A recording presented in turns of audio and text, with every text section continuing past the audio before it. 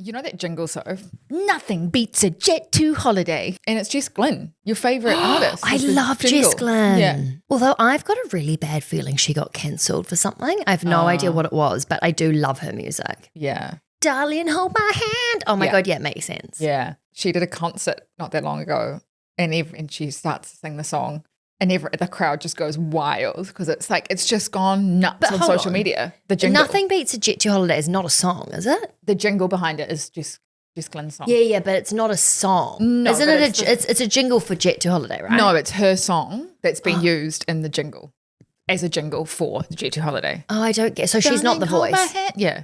No. She's not the voice. No. But the girl who is the voice has also gone viral. She was like, they played it at Ibiza in a club and she got up on stage and she was like, nothing beats a Jet2. And everyone's like, oh my. It's kind of sad what the world's getting to, right? Like, well, I thought about this the other day. I was like, where do trends come from? Like, who decides that that's going to be something that goes viral? Society. But who bakes up all these trends?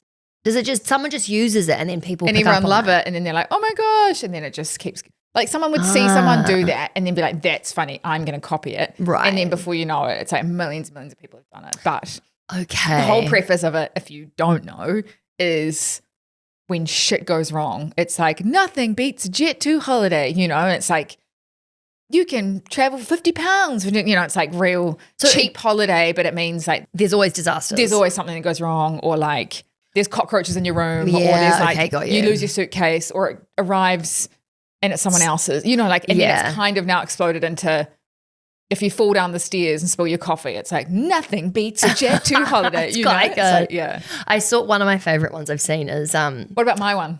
What was your one? Me trying to like jumping on my suitcase at the airport to try and close it. Yeah. I mean, that's not the best. I didn't quite get the trend. Yeah. I saw one and it was like it was an engagement and they were like in somewhere beautiful in Europe and he bends down, he's like proposing and then there's these two like boomers like stand in front of the camera snacking on it like a Snickers chocolate bar. I saw that like even Snickers came out and said like kind of played joke with it as well and was like, this was not planned by us, like because they obviously benefited because this old lady is just like eating this Snickers bar like so the pivotal moment of the proposal. Quite funny. But I mean, like that would not have gone viral as an engagement without the Snickers moment or the Jet2 imagine your holiday. engagement going viral because someone stepped in front of the shot and like it's pretty completely funny. ruined it. I think I'd love that. That was something my parents would do. What, just like not see the camera and just kind of stand there and be like, wow, look at that over there. Yeah. Also, sorry, but how do you miss the camera and the proposal? Do you know what I mean? Like you've got to be pretty out of it. I'm pretty good at like seeing if someone's standing there and their partner's over here taking a photo or whatever, like, oh, sorry. I'll just wait till you to finish, you know. That's what I mean. I'm like, some it's people are so just like, rogue. Yeah. But also a proposal. Yeah. And obviously a tripod, you know. It's not just someone standing there because otherwise they would have moved. Also, did give away you're proposing. If my partner was like, I'm just going to set up on a tripod, I'd be like, you've never done that. What the hell?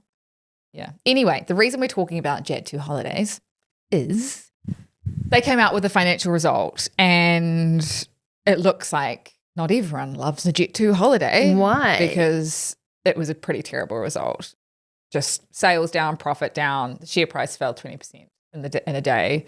They had a really good update in July. And the reason for that is like we've had epic weather here, right? Like you would think that would encourage people to go on holiday and experience summer, but I think it's just more the economic climate of the UK right now is pretty dire. So people are cutting back on holidays, even budget holidays.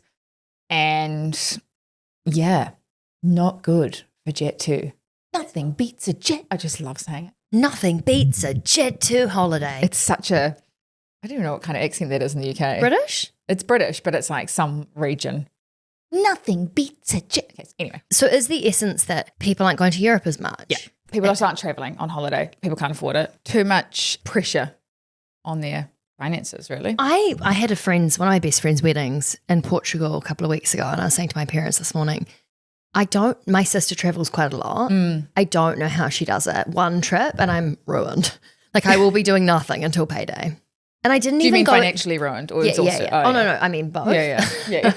But mainly financially. And that was not an expensive holiday because it was a wedding. So you're going to these events that are I guess paid some for. people, like there's ways you can do it, right? Like booking in advance, not flying on Friday or Monday. And there's like this hack on, I think it's Skyscanner.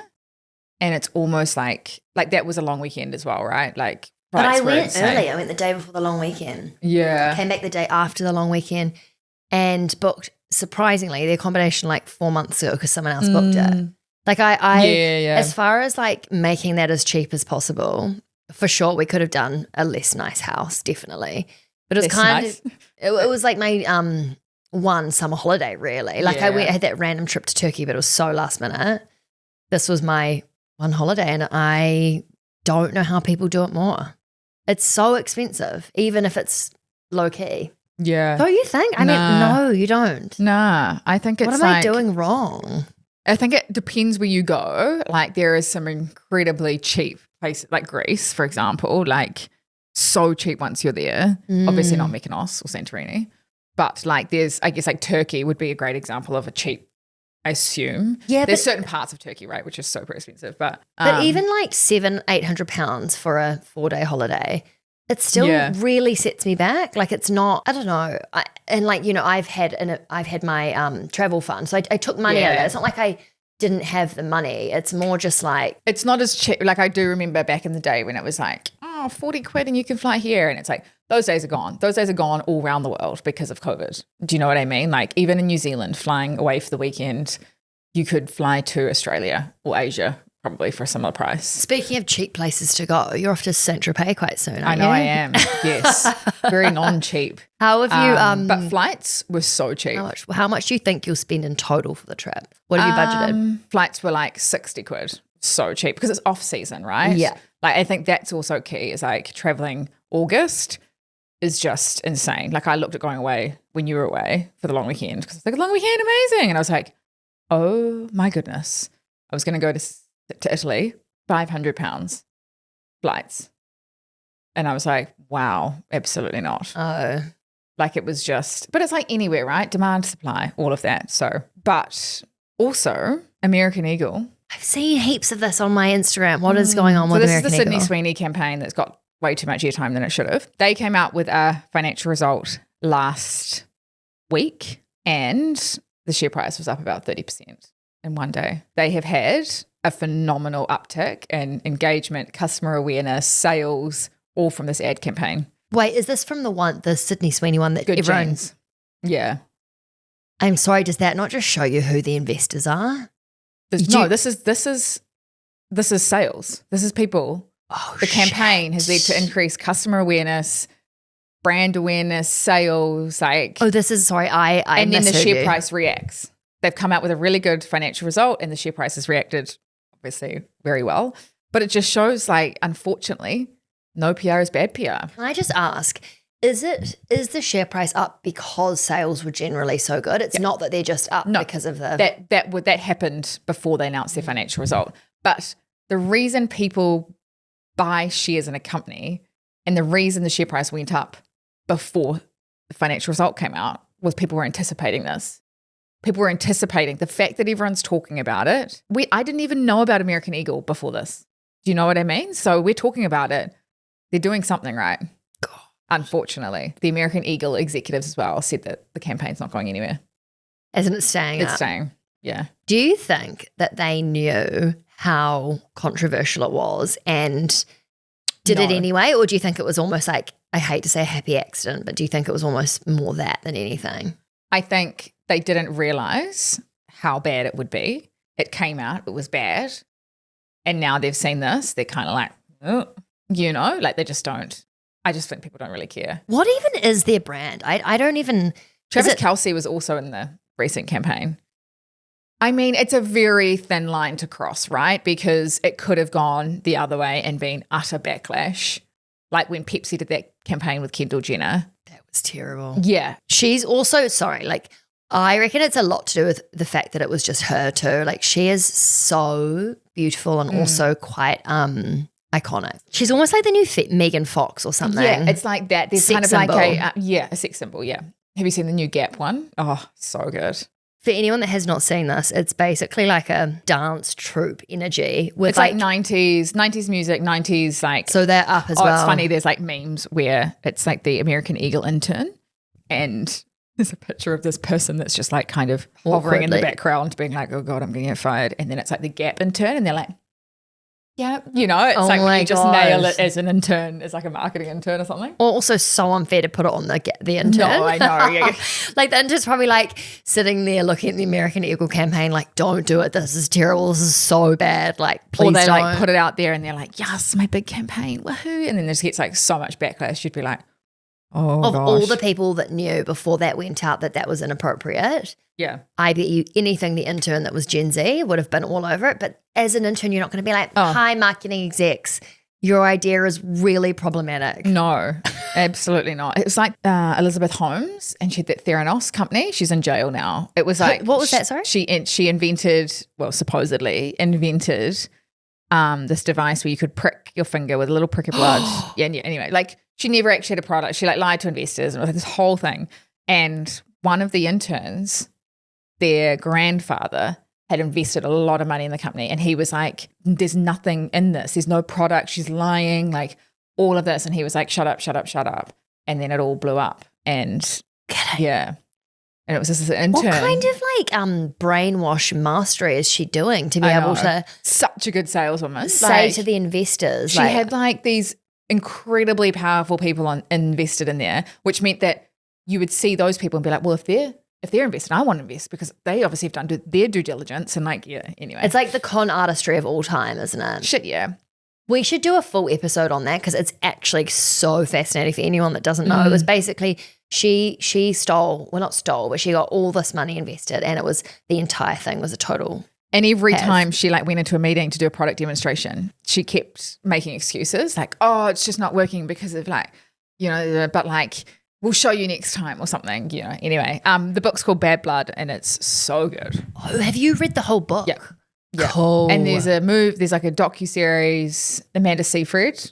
Oh, yeah. She's in it. Yeah. It's holy shit, Vic, we should do like a breakdown of what happened. It'd be so interesting. Speaking of scandals, there's another one, Nestlé. So they have over 2,000 brands in their portfolio, which is insane. So 2,000? Like Kit Kat, obviously, Nestlé, Kit Kat, Smarties, Aero, Nespresso, like it's got Nespresso, like so many brands under its umbrella. Anyway, it's been struggling for a long time. I think there is a whole shift to like health and wellness and away from like confectionery and chocolate and like all of that. And so they, have been struggling for a while. They got this new CEO in about 12 months ago, and he's been there for 40 years. So he's been in the business for 40 years and he's got the top role at Nestlé. And everyone's like, yes, someone come in. This is the knight in shining armor to turn this business around. And it came out last week that he is having an inappropriate relationship with a colleague, and he's been ousted immediately. Who's the colleague? I don't know. They haven't given any details about that, but it's just like everyone's like, oh, this is the beginning of the end for Nestlé. Like he had all these usher him out the back door. But it's like, oh my God, I really want to know who it was. Like, was it the receptionist, or was it like maybe it was a man internally who like is actually married, and it was, like I want to know what the scandal is. It's just becoming more and more common, right? It's like this whole like boss sleeping with, I don't know. Coldplay energy. It's giving. Yeah, it's Coldplay energy. Like we saw it at like this, it happened at BP, it happened to McDonald's. Like it's just, why are you risking? Like you've just got to this like, you can really move the needle here with this business, and you just blow it all by you want to have sex. Just don't get it. So okay, wait, hold on. Do we think perhaps, counter argument, it's not that it's all of a sudden happening, it's that it's always happened? Could be, yeah. And now because of social media and because people's reputations can be destroyed so quickly, businesses or people, they can't take the risks that they used to be able to in terms of like, hey, we're going to keep this quiet, hush, hush, stop doing that. And we'll just like turn a blind eye because you can't anymore. There's also been a lot of, what would you call it? Like a lot of companies have set up whistleblower platforms. What's that? So it's like where you can do anonymous, like, hey, such and such is stealing, and you get like full, what is it? Anonymity, but also there's like, legally they can't ask who it is. Like it's very protected in terms of, because if I came out and I was like, look, John and I have been having a sexual relationship, the backlash that you get as a female, I'm sorry, but it always, a lot of it does land on the female if it's a, male, female. But maybe power that's dynamic. why it's not the worst thing in the world that these CEOs who are caught in these scandals are being let go of and moved on, because the exact same thing would happen if it was a woman. If there was a woman in that role who had been having an affair with a younger male, and also this is me assuming, maybe they're not even who knows what the situation is, but point is, at least the guys are getting fired. It's not just because I've worked in workplaces where the rumors about bosses and people that work there are like disturbing, really disturbing. And I was always like, why is everyone pretending that this is not a big deal? This is so weird. Like if anything that's come out of the Me Too movement is like heightened awareness of inappropriate behavior at work, which has been amazing. And like the fact that people are a lot more aware of it and not settling for it and whistleblowing. You can't just blow it under the rug. It's not a... But around a third of UK workers have admitted to having a relationship at work. A third, yeah. Have that's you? probably, no. Which I'm quite surprised. You spend 90,000 hours of our lives on average at work. You would assume that you meet someone at work or through work or like all of that. I mean, it's no surprise that there's like a bit of blurred lines, but I think there's an appropriate way to do it, right? I'm kind of surprised you haven't, because you've been in I feel like I've been in situations where there has not been an abundance of men in the jobs that I've had, whereas you're the opposite. Yeah. You've had you've been like a woman in a sea I of men. hooked up with like one, I was his client, but we shut it down. Like we kissed and then we shut it down really quickly because it was just like, oh no, it's just going to be, I don't like you enough to like go through the awkwardness, like it was just, yeah. Anyway, but there's been inappropriate behavior to myself, which has been unwarranted. Let's put it at that. Yeah. I'm not surprised by that. But anyway, I just wanted to there's kind of a few things to highlight here. Firstly is like the succession planning and the lack of succession planning that a lot of these big corporates have. Like they now have no CEO. Do you know what I mean? And they haven't planned for this. And a 40% of CEOs in large corporates don't have succession planning in place. So even if it's someone has to leave abruptly for health reasons, for scandal, for, if they pass away, these companies have got no leader now. And they've got this probably poor person that's been thrusted into this role being like, oh my gosh, Yeah. I find it really bizarre. I have a friend who's currently on her is it a honeymoon? Is that after your wedding? Yeah. Why is my brain not working? And they got given a gift for their wedding where they were able to stay an extra week in this beautiful accommodation. Her godfather gave it to her, and she was like, oh man, I'm meant to be working.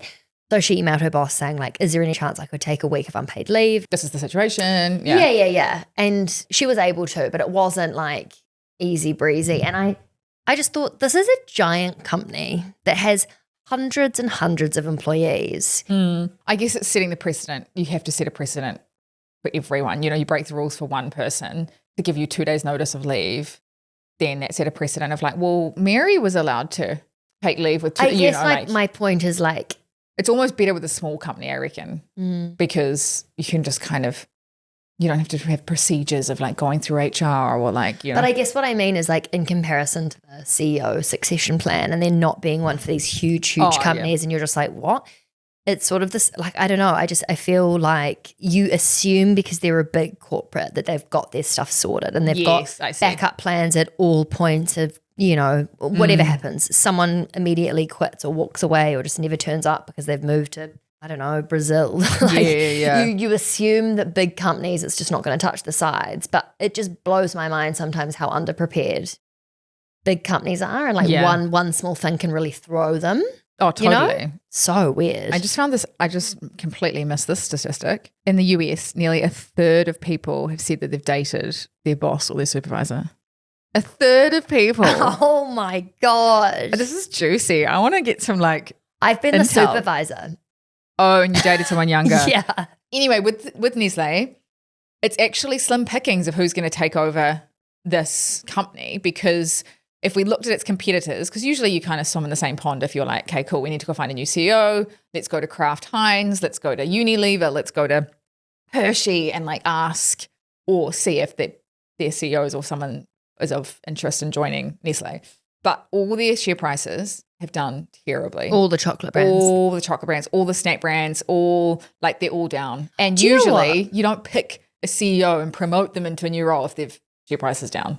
Right. I mean, in a more zoomed out trend setting, if we all know now that like processed food is not good for you, I mean, not we all, like if you are reasonably health aware and you know that like even though it might seem like the easy option, something that's packaged when you look at the ingredients, if it's not like Whole Foods and you don't know what xanthan gum is and all this random stuff, it's probably not great for your body. No. And I think that this trend towards health and well-being and investing in your health and like Aura rings and Whoop bands and Lululemon, do you know what I mean? Like it's really the antithesis of a Griffin's like half dipped, I don't know, wheaten chocolate wheaten or something. I think of the cereals I used to eat when I was younger and I'm like, that is pure sugar.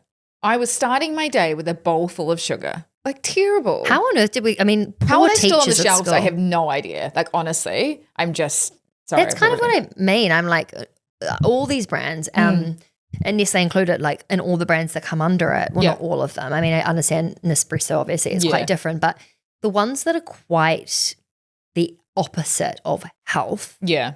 Like Tim Tams, like how there's so many different snack brands still alive. Love it. No, but why? I know. How are people buying enough of them to still be so this huge? Is kind of what's happening. Is like people are like the share price reflects what's going to happen in the future, right? And this is why a lot of these snack companies or confectionery companies, their share prices are not doing well because they can see this whole move into health and wellness and people not buying as much. And I mean these are huge portfolios of brands. Like you've got 2,000 brands. Yes, there's some in there that are like vitamins and water and like, but that's like so small. It's not going to move the needle. But what I would be afraid of as Nestlé is now its share price is on its knees. So the sharks will be circling. Like pick up a bargain. On its knees. I hate it. I know. Gives me the heebie-jeebies. Kind of seems a bit sexual, but it does. It sounds like someone's about to give a blowjob. Yeah, but it's not. It means like you're like begging, being like, please don't buy me, please. Like I'm good. Is kind of what I think. Did you make this saying up, or is this like very much a finance bro chat? Yeah, finance bro. Nestlé's on its knees. Yeah, so it's in dangerous territory. So turn that share price around, or the sharks are circling. As the they sharks say. are circling. Exactly. Another company where the shark has bitten. Oh no, is Pepsi. So Pepsi bought Poppy, that functional drink, right? Yes. Yeah. So we spoke about that a while ago. Yeah, their share price has fallen about 20% in the last 12 months, and they have now. It's come out that an activist investor has bought a large chunk of stock. And what that means is that's when someone, usually a big hedge fund or a big company, private equity company, will buy a whole lot of stock in a company, a public company, and then demand either like a seat on the board or, some kind of governance where they can bring about change. Kind of like nepotism. I'm buying my job. I'm buying shares so that I can work for this company and try and turn the business around. I've done it in the past. I've done it very successfully, and there can be quite hostile. Yeah, it can be pretty hostile, and usually is, right? Usually like the board is running this company and you get this person on the side come in and be like, you're not doing it right. I can do it better. It's pretty bold. Yeah, but it's also, they make money, right? If they can have, which they've got 2%, the company that has bought the shares in PepsiCo is called Elliott Management, and they have bought a 2% stake. They own 2% of the shares, $4 billion. Whoa. But if they can turn that $4 billion into $8 billion and get a 100% return by doing a few changes, it's also the current board and everyone else that works there also wants that to happen. So it's like kind of, that's what I find hard sometimes is it's like. But you can disagree on strategy, right? Like, yeah, you could be like, no, I think the best way to grow this business is to launch into America. And they're like, no, trust me. The best way to grow this business is to double down and focus on what we're good at. And so you can disagree on that. You've both got the same kind of end goal of wanting to grow the share price. But this person, what do they have experience what businesses have they turned around? So they've had a lot of success actually. So when you are an activist investor that's very successful and this news comes out, you're kind of a master of your own destiny because now people know that you're invested. People are buying the stock, which helps the share price. So you could kind of do nothing, but they don't. But, you could be like, oh, I'm buying Pepsi.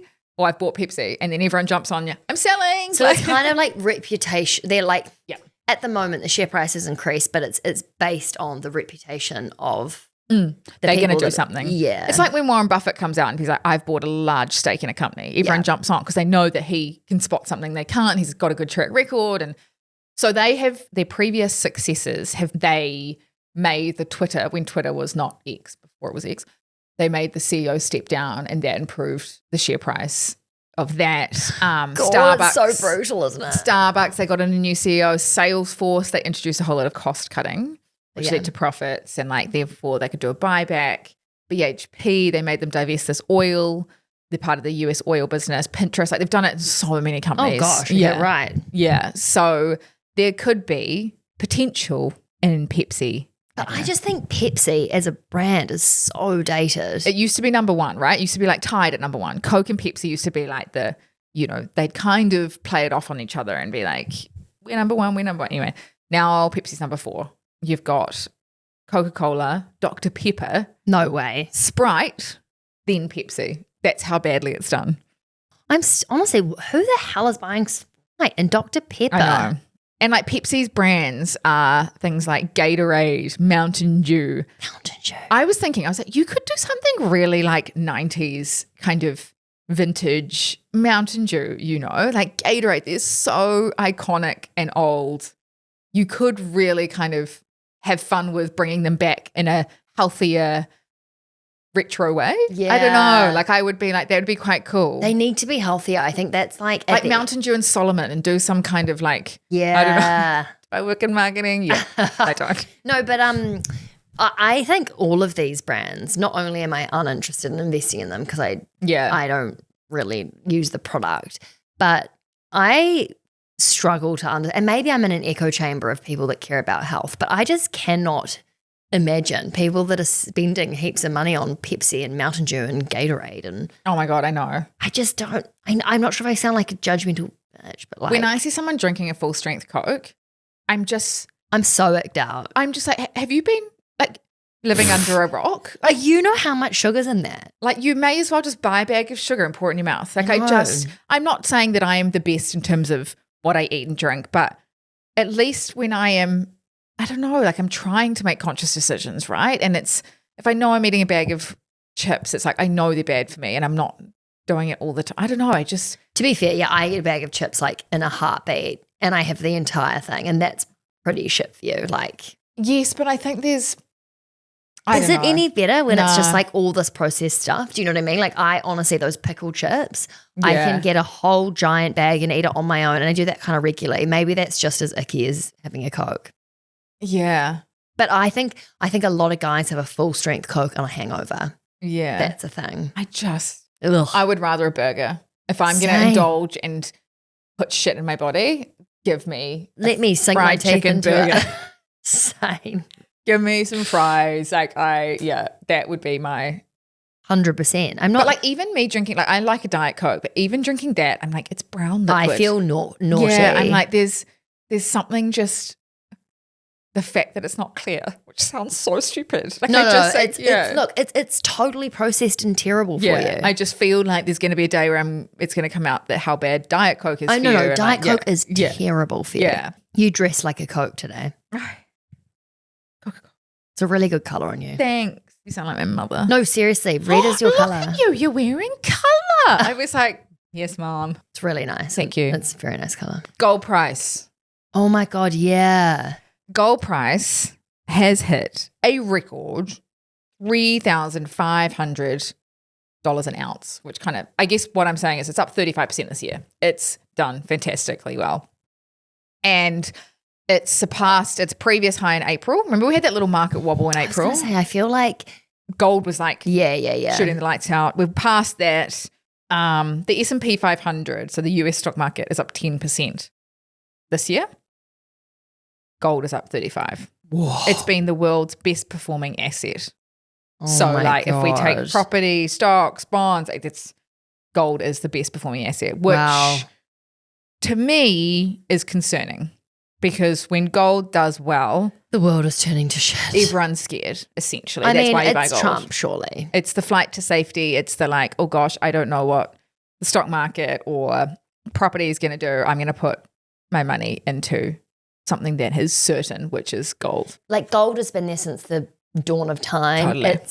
We've got all these new things like Bitcoin and AI and it's like, oh, no, I'm just going to reserve and go back to gold. I'm just going to stick in my safe corner it's like and going go back to what I always know is going to be good and fine. It's like I'm going to go back into my cave in my caveman and light my fire and keep warm. Yeah. That's what gold is. I'm going to wait it out and I'm going to buy gold. Yeah. But the reason it's done so well recently and the reason people are worried and uncertain is because Trump is interfering with the central bank of the US. Oh my God, this is just scary. This is a much bigger conversation and we'll do a raising the curve on it, but it is essentially the treasury. So like the interest rate setting and like monitoring and looking after and like the department that sets interest rates for a country is very separate to the government and it's called the treasury and then you've got the government and they cannot influence each other. Like they're allowed to. They're very apolitical. The whole point one's is economical, one's political. Yeah, it's like you cannot interfere. They don't in any country. And what Trump is doing is interfering with the what's called the U.S. central bank, which is called the Fed, the Federal Reserve. And the reason people are jumping into gold is because they're scared if Trump interferes too much, he wants interest rates to come down, which leads to inflation. And gold is a really great inflation hedge, and it's what people hold when they're scared about inflation because it holds its value, whereas a $100 note doesn't. If inflation takes off, that $100 can only purchase less now, whereas gold still holds its price. So this is why people are running to gold because they're scared that Trump's going to take over the Fed, lower interest rates, and increase inflation. I definitely think we should do an episode on this because I actually sent this, I listened to an episode of a different podcast the other day and I sent it to Vic and I was like, can we talk about this? What are you listening to other financial podcasts, not else? I know. I've only just started. It's quite weird. I was just doing a bit of research to see what's out there. It's all quite confusing if I'm being honest. I caught bits of it, but that's why I sent it to you being like, can we talk about it? But can you just explain this for me? Thank you. Yeah, because I listened to the whole thing and I did sort of like, I understood parts of it, but like at a really high level, my main takeaway is that there's about 7 people that are part of the Fed, right? There's like 7 different people that make decisions and people sub in and out and generally there's like 4 or 5. But basically the majority, if you have majority, it's 4 people.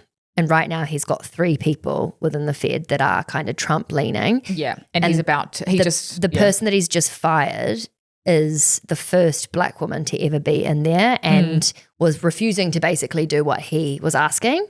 And has made up kind of this like mortgage thing that she apparently like didn't disclose something. It basically is trying to like muddy her name, get someone else in there so that he has 4 people and technically has control of the Fed, which means he can then control interest rates. It's like he's infiltrated the educational system with everything that's gone on with Harvard, which we've talked about. Like you're not allowed to interfere with certain parts of the country. And they have to stay independent, right? Otherwise, you kind of are ruling a dictatorship. And so, people are just scared that he's scared at how he's overstepped the mark in so many other areas. So what's stopping him from doing this? But also the repercussions of if he does, the repercussions that could have for the economy. But I'm like, when is he out? I'm like, can we just hurry up 4 years? I'm like, this is scary. Anyway. I would love to know people who have just heard this tiny snippet of the Fed Trump situation.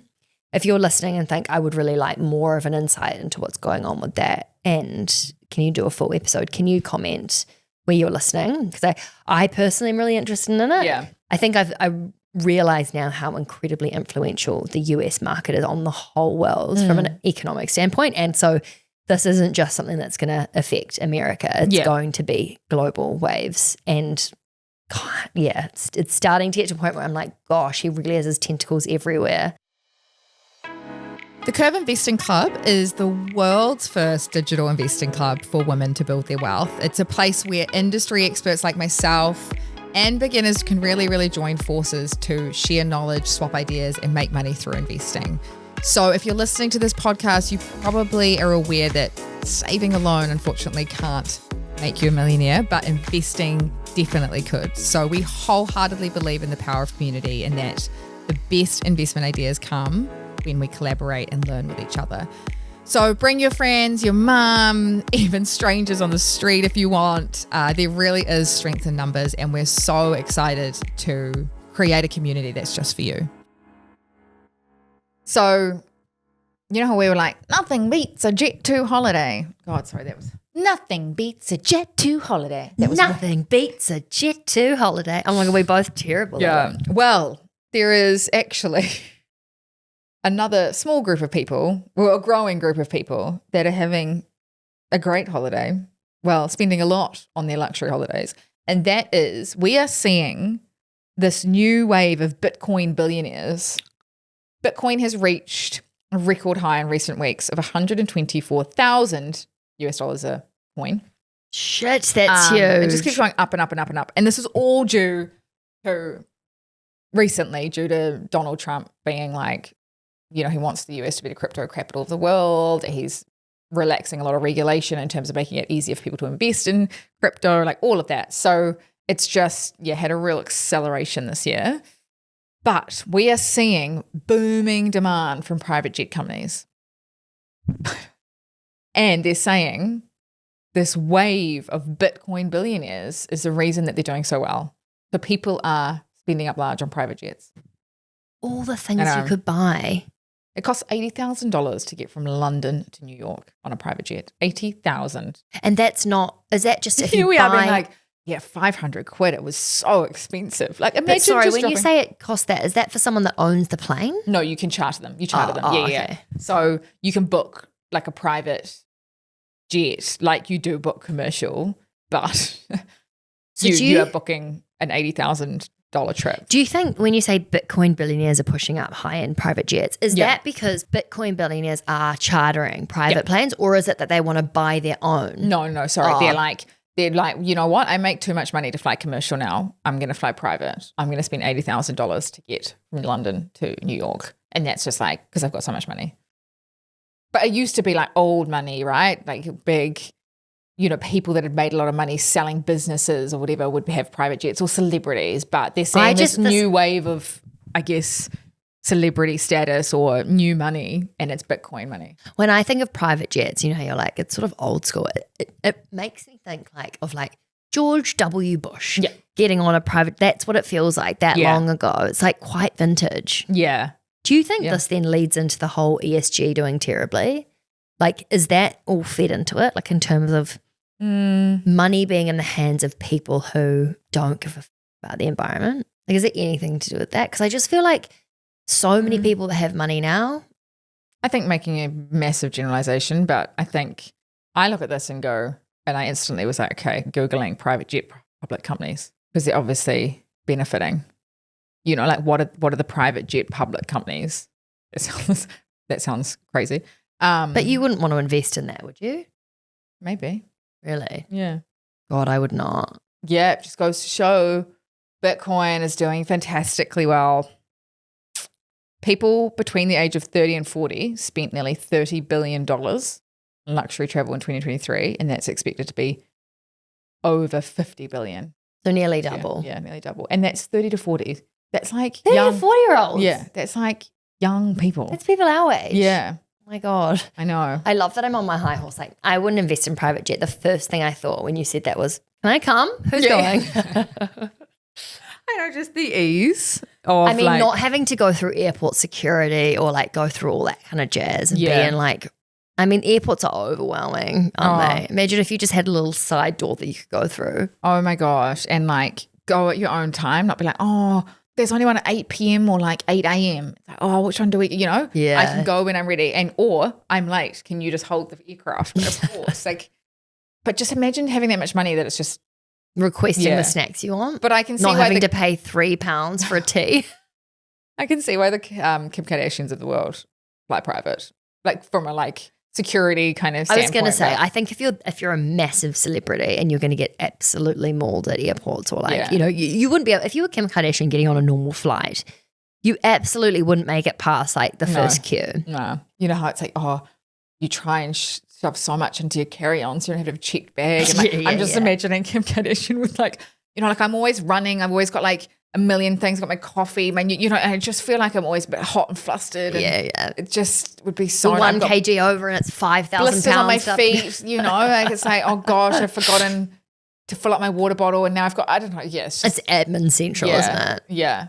I don't know how I'll be able to travel with kids. Like I can't even. I must say to you, every time I fly and there's like, you're in this giant queue with all these people and everyone's stressed and there's so much going on and then you have this child in the background that's like, like absolutely losing their shit and you're like, I feel so sorry for those parents. I hate and they're embarrassed Yeah. and they're like, I'm so sorry, and the kid's screaming and you're like, oh my God. I hate the people though that like glare at the parents. I'm like, come on. Do you think they want their child to be like running amok? No, of course they don't. Like just But have then some. sometimes you look at the parents and the parents are getting so worked up or like screaming at their kids or like exacerbating the situation and you're kind of like, I know my I can't. kids all need to be on a lead, honestly.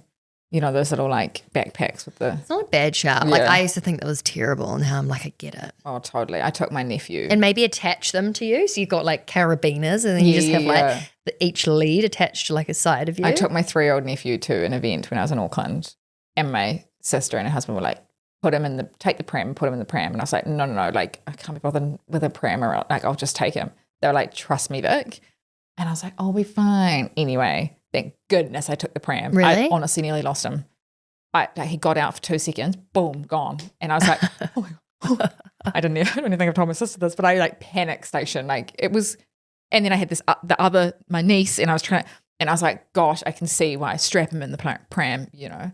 They just blink of your eye and they're gone. Oh no, so stressful. Yeah, anyway, sorry. I mean, in all honesty, if private jets weren't horrendous for the environment, Yeah. I'm on board. I also reckon if you think how much like economy used to be like business class, right? Like it's What do you mean? like you would back in the day in like the 80s or whatever, there wasn't lie flat beds or anything like that. Like you literally had a seat. It was probably like worse than the economy that we have right now. Like flying experiences are getting better and better and better. And I genuinely think we will get to a point where you won't just be sitting in a seat, you know, like economy will be lie flat beds. You Do know, you like think? yeah, eventually there've got to be some kind of advancements. Like even in New Zealand now, right, you can book in if you're an economy, you can book in to go and have a sleep in a bed for like 4 hours. Like they've got lie flat beds for economy. It's just kind of the whole case of fitting as many people on the plane so that it makes it economically worthwhile. Oh, But yeah, like that's once they get through that. But what I'm saying is I think the improvements are filtering down from the private jets. so to soon business, to economy. we will be able to take much more carry on, is what you're saying. Yeah, maybe not in our lifetime, but like, yeah. But when we talk about investments and looking to like forward trends, Yeah. wouldn't you then think if economy or premium economy is going to eventually feel kind of like business class or private, whatever, Yeah. that private jets would be doing shit from like an economic standpoint because they're always upgrading planes and eventually no one's going to. No, Do you know what I mean? I see what you mean. Yeah. No, I reckon that the planes will become like cheaper to build. There'll be more competition. The choice of private will be bigger, which means the prices of private will come down. More people like. I just think there'll be. It won't just be economy planes that upgrading. Private will be too, so it'll be moving with the times. Yeah, and just like everything's kind of leaning into convenience, right? And so there'll be a time where, I don't know, like leaning into like flexibility, convenience. So saying that, hey, you can only get one flight that leaves at 8 p.m. or whatever. I don't know. I just think it will. Maybe you can. Just advancements just maybe mean things you'll get be cheaper able to and more accessible. Uber private jet. Yeah, you can. Can you? Yeah. Oh my God. Yeah. You can Uber helicopter, sorry. I reckon Uber's about to take over the world. I agree. I see Uber marketing everywhere and it's actually quite good. And they're cool. genius, like just as you're exiting the Airport. airport. Yeah. I and was I like, look at it they're and I'm onto like, something here. Oh, I can't be tubing. I'm like, oh, and then it's like Uber. And Yeah. you're like, oh, okay, you know. And it's quite good marketing, like all the photography and the artwork that they're using. I'm like, I think something big's about to happen with Uber. Yeah. Oh, I've got something I want to ask anyone that Yeah. listens to this podcast. Can you please comment on this episode? whether you listen to The Curve Weekly every week, whether you listen to every episode we put out, whether you prefer the interview stuff that we do for Raising the Curve, like I just would love to understand a bit more about who's listening to what. Because with our stats, like the back end, we can see like how many people listen to each thing, but we have no context for who's listened to what episodes. Yeah. And it'd be so helpful for us to know, like, do you just come back to the Curve podcast, listen always to the Curve Weekly? You want to know the news and what's going on in the world? Or do you love the interviews? Do you love both and just don't really care and you listen to all of them? Like, would really love to hear. And there's no like right or wrong. If you pop in once and listen to a random one, fine. But any kind of like listening habits, if you could just comment for us to read. It's been amazing to see all the comments that are coming through. Like I'll show you that because there's so many that come through in each episode. Like the Chloe Swarbrick one, there was like 30 comments or something. Yeah, it's amazing. Because it also means if someone else is listening, they can see what other people think and feel about it. Yeah. We essentially want to know if it's one person listening thousands and thousands of times or thousands of people. Thank you. But have a great week. Sorry that this was a day late. Look, a long story, but hopefully. We just want to keep you on your toes. Yeah. Are we coming? Are we not? We'll see you next Monday. Thank you so much for listening to The Curve Weekly. Make sure you hit the subscribe button to stay up to date with all the money, biz and stock market news. And if you like what you heard, we would love a review. Thank you. Yes, we would love a review. But if you did hate it, please, don't leave one if you hated it. No, but in all seriousness, could you please leave a review? Because it really helps other people find our cute little podcast. And we hope you have a good week and see you next Monday. Bye. Bye. Sweet. Yeah. See you next Tuesday. Lol. See you next Tuesday. I mean Monday. No, actually though, new episodes out every Tuesday. Okay, quickly. The Curve was created to empower and educate you about investing, but we are not financial advisors. Our platform exists for educational purposes only, and it doesn't provide personalized investing advice for your individual needs and should not be relied upon to make an investment or financial decision. And always remember to do your own research before making any investment or financial decision. We're here for any knowledge and support you need, but the final call is always yours. And thanks for being here. You got this. Yeah, we know you got this.